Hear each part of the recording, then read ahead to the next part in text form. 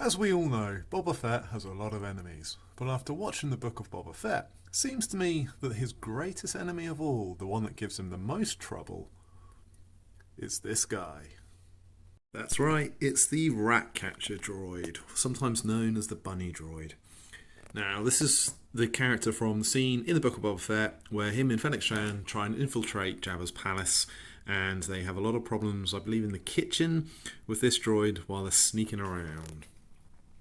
Now, this is a 3D print which I've just run off the printer a couple of days ago, so it's all nice and cured, and it was really nice little model actually. It came off no problems at all.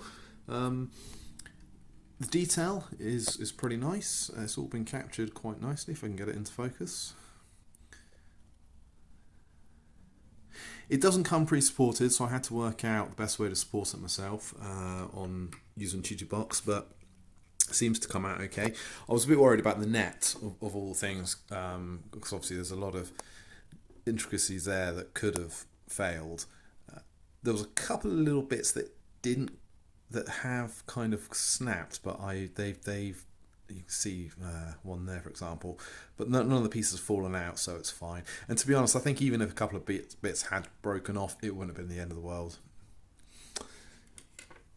The base is pretty simple, just a round base. I did hollow it out and I punched in some holes just to let the resin run out.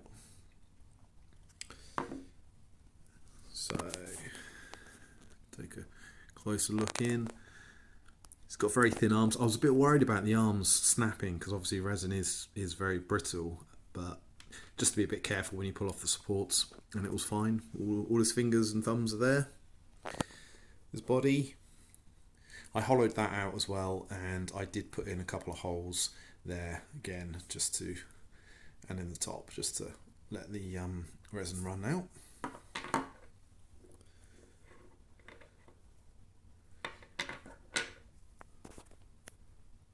Okay, let me just quickly dry fit it and I'll give you an idea of what it looks like. So he's just supported by his own weight at the moment. I haven't actually glued anything into position yet, but there he is. Obviously I can't attach the net without gluing that to his hands, but that will go across into his hands like so.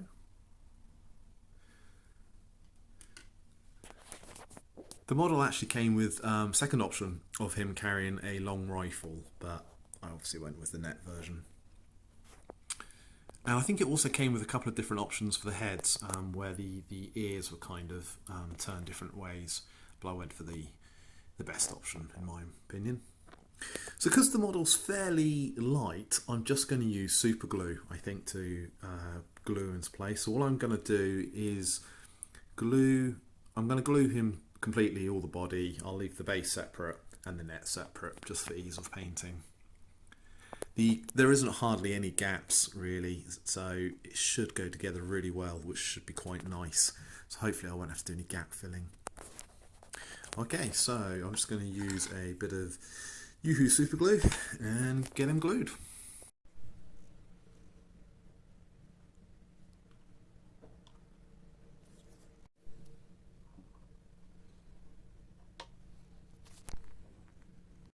And here he is all glued up.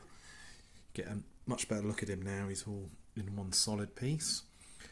I say the detail on him is brilliant. I've compared it to a few reference pictures online, and it's such a good sculpt.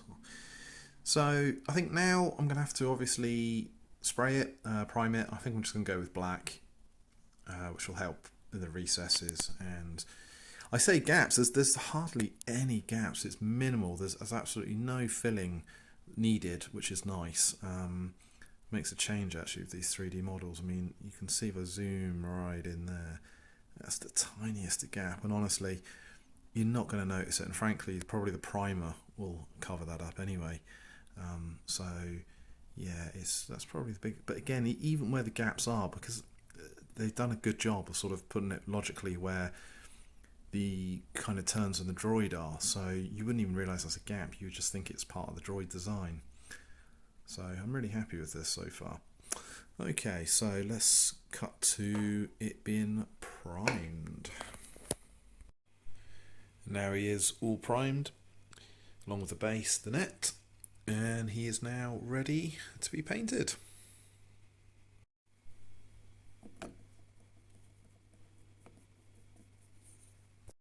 And here he is with the two main colours blocked in. Now, looking at reference photos, I've tried to match the colours fairly closely. The orange and the kind of off-white colour is a little bit lighter than pictures look like. So my logic here is when I throw the washes over it, it will darken down the colours a little bit and actually get to the end colour that I want. At least that's the theory. Let's see. Base colours all complete. He's looking a little plain at the moment, but that's where the washes will come in and do a lot of work for us and get him to look a bit more realistic. So for the light colour, the sort of the beige colour, I'm going to do a mix of Seraphim sepia and water, sort of 2 parts sepia, 3 parts water. And for the orange parts, I'm just going to go with a yellow, or Cassandora yellow is the one I have.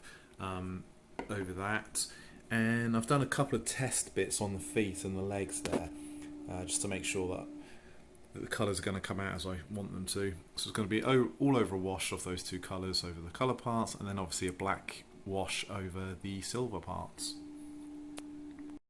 Here he is after all the washes have been applied. So it has darkened him down, which was what I was intending, so I think it's looking okay. It's a little bit messy in places where the washes have kind of pooled a little bit, but all that will be tidied up when I go back in and add a bit of weathering to him. He's quite a weathered droid looking at the prop models, so what I'm going to do is go back in with some more of the original colours that I used and kind of just stipple it in over the model here and where it needs, and also cover up some of the areas where the wash is gone on too heavy. The weathering is all completed now, and here is the final result. So as I said, mentioned before, I went in with the weathering and it's tidied up some of those details there. The amount of weathering you do is really down to personal preference. Looking at the pictures online, he really is quite weathered. I actually went over it quite hard, and then I actually came back and sort of tidied up a little bit. I didn't want it too over the top.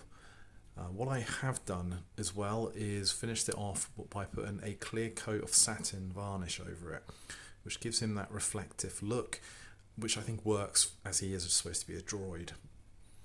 So spin him around. And again, that also helps bring out that colour on the orange. I think I've pretty much matched it how I wanted to.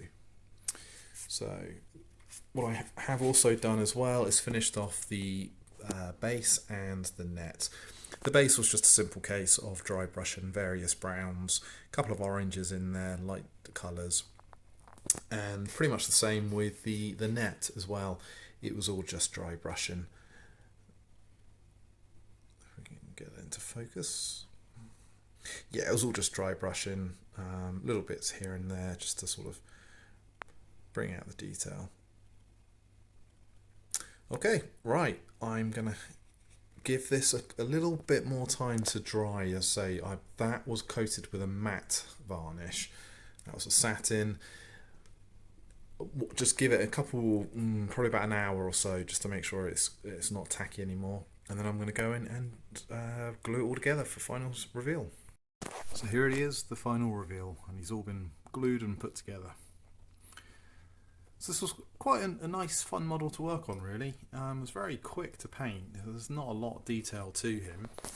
With these droids, the nice thing is as well is you can sort of paint them any colour scheme you want, really. As I say, I did follow the Book of Boba Fett scheme, as I specifically want to do that character. But this actual 3D print comes with an alternate set of hands, and he's actually carrying a rifle with the other one, so that might be a nice one to do in the future. I really recommend this model. It's a nice simple model to start with. I mean, admittedly, my first couple of 3D prints were quite complex models. I perhaps should have just started with something a bit more simple like this. But this is a great, if you're on the fence about whether to get into 3D printing and painting, I recommend this is the type of model you want to go for. One thing I would say, I made a bit of a mistake in that I started off base coating it black as the primer. Because he is quite light colours, that was the wrong colour to use. I sort of made life more difficult for myself, really. I also made a mistake on his eyes. Originally I had them painted in black, and then I realised that they are actually sort of white yellow. So I tried to touch up best I could, but I didn't do the most perfect job there. So on the whole, I'm quite pleased with him. I think he's going to look quite nice in the collection. He stands about 22 centimeters tall when I measured him, and that's printed in 1/6 scale. Right, so I think there's only one thing left to do, and as always, let's find him a home. And of course, there is only really one place he's going to go, and that's obviously next to the main man himself. So you can see the Boba Fett statue is a Gentle Giant one from back in the day, and that's also 1/6 scale. So zooming out, you can sort of see, get a good idea of the size of him there. So I think they look pretty good together. Oh, and also this statue I actually got signed by Jeremy Bulloch a few years ago at a Star Wars convention. So now he's got himself a little friend. And he's going to sit in my second cabinet. I've got another couple of Gentle Giant statues and mini busts. Okay, I think that's going to about do it. I'm not sure what I'm going to do next. I might try and do another vintage Star Wars review video. I've got a few things 3D printed on the go, but I'm a bit undecided as to what to work on next. But yeah, hopefully it'll be something you guys find interesting. I'll see you in the next one.